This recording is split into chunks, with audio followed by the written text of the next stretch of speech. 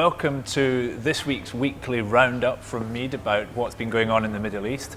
It's been a relatively quiet week thanks to the Eid holiday break, but there have still been some very interesting and important stories happening that you can see on MEED.com. For me, one of the most important has been news from Baghdad. The government of Iraq has approved this week a $10 billion reconstruction program for the regions of Anbar and Mosul. Those are the regions that have been most affected by the insurgency from Daesh, and there is a much wider reconstruction program required, but this is the first step for Iraq in the next phase of its development.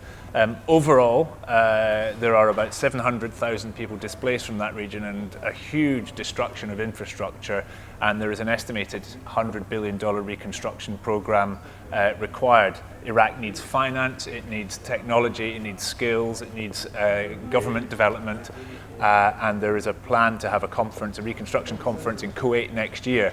But this week we have seen the first step towards that, so you can read about that on MEED.com. Moving across to Saudi Arabia, there has been an interesting story from Will Crisp at MEED's Oil and Gas Reporter this week about the focus of unconventional oil development in Saudi Arabia. Riyadh has up until now made a lot of noise about developing shale gas, and it has a number of development schemes underway.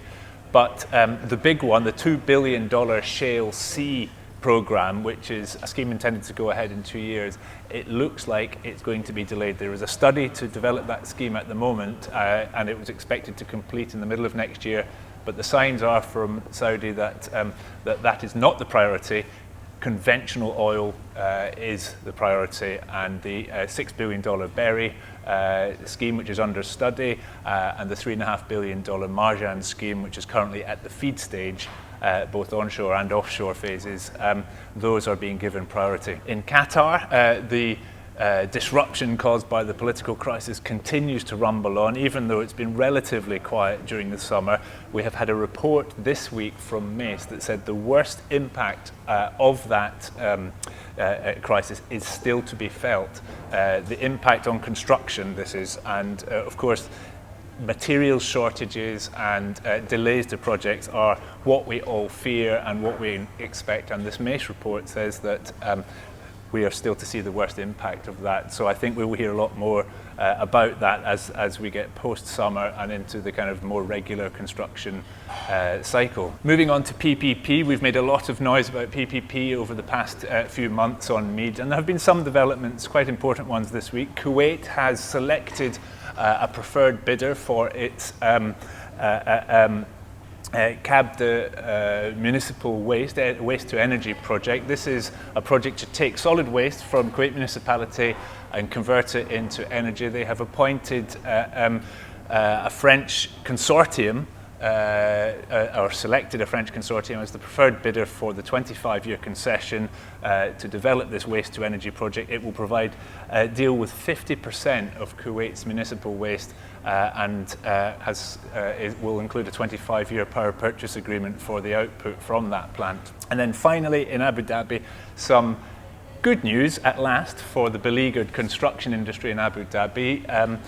Mohammed al-Mubarak, who is the chairman of the Abu Dhabi Tourism and Cultural Authority and also the chairman of Miral, which is the developer responsible for Yas Island, in a speech this week has said that Abu Dhabi is developing a mass transportation plan that will include a light railway network and also a Skytrans system on Yas Island to improve mass transportation around the Emirate and around Abu Dhabi.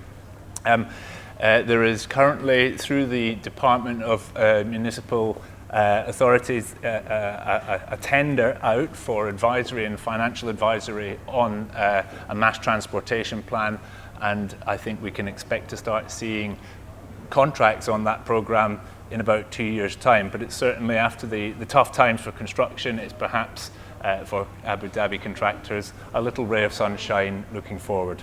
And then on the final piece of news, MEED Business Review this month hits the stands this week. We cover the IPO of Saudi Aramco and Abu Dhabi National Oil Company's plans for privatizations. We look at a special report on Iran and the second term of President Rouhani.